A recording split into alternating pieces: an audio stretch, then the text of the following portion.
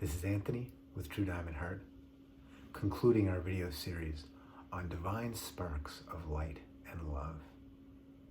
Now, here on True Diamond Heart, our mission is, and it is literally a mission, I was sitting, there was a different bed there, but in that exact spot, right where my thumb is there, I was meditating.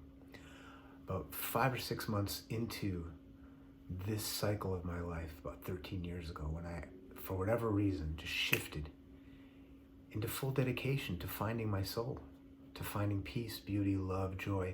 And in finding that, of course, is the automatic discovery that it has to be expressed and expanded into each and every individual, because if you're not free, I'm not free. If we're free and he's not free, we're not free. If we're free and she's not free, then we need to all be free. This is the nature of the connected divinity that we are, the child of God. As the Course in Miracles speaks, there's only one child of God. And we are all confused aspects thinking that we're separate, and yet there's only one embodied in all these different beings for now, in the illusion of the body, in the illusion of separation. Be it true literally or not, it is spiritual fact. Spiritual fact. So here in True Diamond Heart, our mission, on that bed I was actually told, I mean, you can't make this stuff up, you know? I was asked if I would accept a mission, and I thought about it, and when I said yes, it wasn't words, whatever, when the assent was given, this chakra exploded. And I had a book, I think it was by Carolyn Meese, next to my bed, which I hadn't read yet. Remember, I was just beginning this, on the chakras and the sacraments and the seven limbs of the tree of Seraphat, even though there are more limbs. I guess it breaks into 7 somehow. I forget how it works. But she was just explaining the parallels between the Hindu tradition, the Jewish tradition, the Christian tradition. 7 things that had rough correlations. I had been reading the first chakra. I wasn't past that yet. I flipped forward to pages that I hadn't read yet. See, I was very logical in my mind. I still am. Very hard to accept reality if it doesn't make sense, if it doesn't follow the rules of that I've been taught since birth. Things have to be this way. Time has to go this way.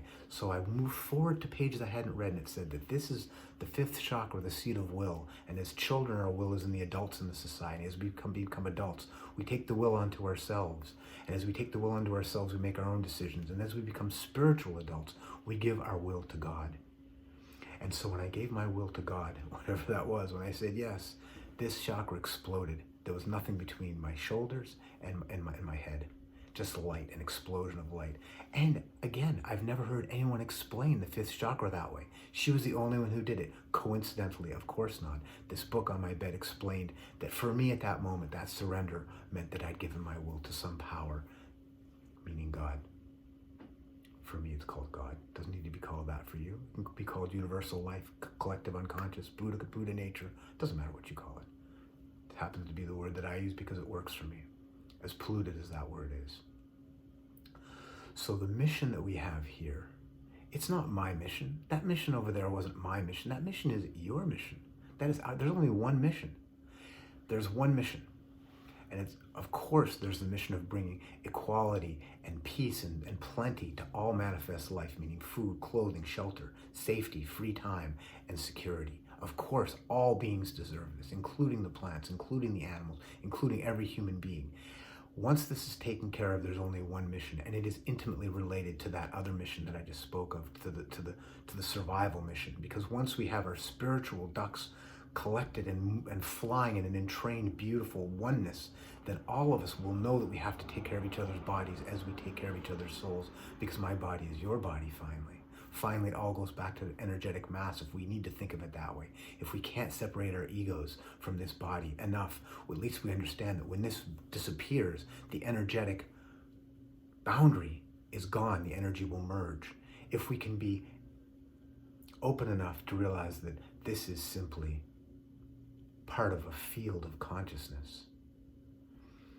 So the mission that we have is to take care of each other on the physical survival level. And on the grander side, which will take care of this, the survival will not take care of the other thing. Although if we truly took care of each other on the survival level, we'd have to be spiritually awake.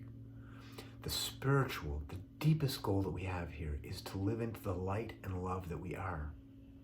We are creations of the divine. The divine can only create like itself, which means divinity. So that which is not divine is simply confusion, masking what is true which is divine, which is light and love and joy and peace and beauty. And so our mission is to open ourselves, to strip away those things that block us from the light and the love that we are. And in that stripping and opening, we find that we have to expand this into every corner of reality. Every being must share this or we're not fully at peace. And so that's our mission, is to reveal and become light and love, and to expand that so that each and every seemingly individual being is equally in the light and love. And so we're giving and receiving these divine qualities, because divinity is on a totally different rule system, law system, than the manifest world, where if I give, I lose. In the world of love and true compassion and true beauty and true truth and true kindness, all of these fantastic, ultimate, non-dual, non-relative, absolute qualities, they gain in the giving. I give and I receive more than I give, and that forces me. It doesn't force me, but in the joy of receiving more, I'm transmitting more and receiving more. And the blue jay behind the camera here is simply affirming the truth of what's being spoken. Blue jays are very powerful birds. All life is powerful in its way, in its unique, individual, incredible way. So,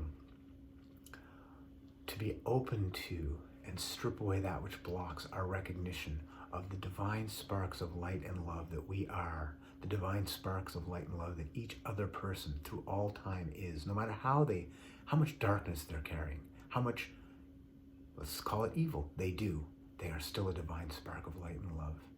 And everything that happens is an opportunity for us to transcend that in ourselves, which we're carrying. We may not be living it, but we're carrying the potential for the greatest of darkness and the greatest of light. Let us never look down on anybody or look up to anybody. We respect that which is beautifully manifest, and we seek to heal that which is not beautifully manifest. But there is no judgment. We are not relative beings to each other. Finally, we are not relative to anything. We are absolute light and love. The sparks are simply holistic, holographic.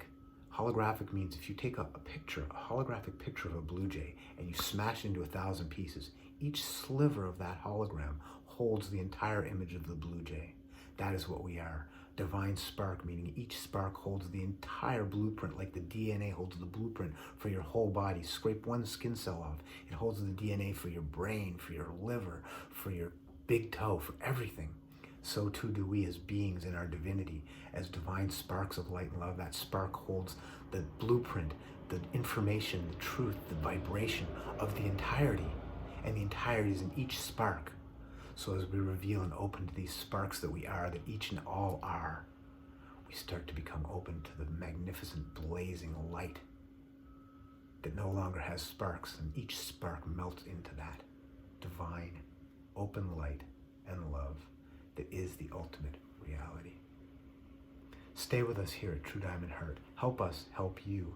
Help us help you. Help us help the world grow into emancipation, realization, survival, respect, and then spiritual glory. These aren't words. These are simply things that we need to do to be happy. We want to be happy. This is not something that we do because we're supposed to and it's a chore. It's something we do because we must. As we start to open to it, it becomes absolute necessity of a joyful kind. There's so much more. Check out our video library on the YouTube channel, True Diamond Heart. There's hundreds of videos there at this point on all these topics. They're experiential meaning not just theory, but to bring us into the actual practices that will open it to the actual experience. True Diamond Heart Instagram, help us there. Help us on this Facebook, on the Facebook at the lives. We have live events every Wednesday, every Sunday night at 9 p.m. Eastern Standard Time. The True Diamond Heart Book, Facebook page and group. We hold these live events, experiential. Teaching, yes. Communion, absolutely. Experiential, experience of divinity, of the divine spark of light and love that you are and that others are. Opening to the divine, undifferentiated light that finally we all are as one being, as one child of God, as one manifestation. Thanks for joining us for this video series, and we'll see you soon for piles more in love and in light. We'll see you soon.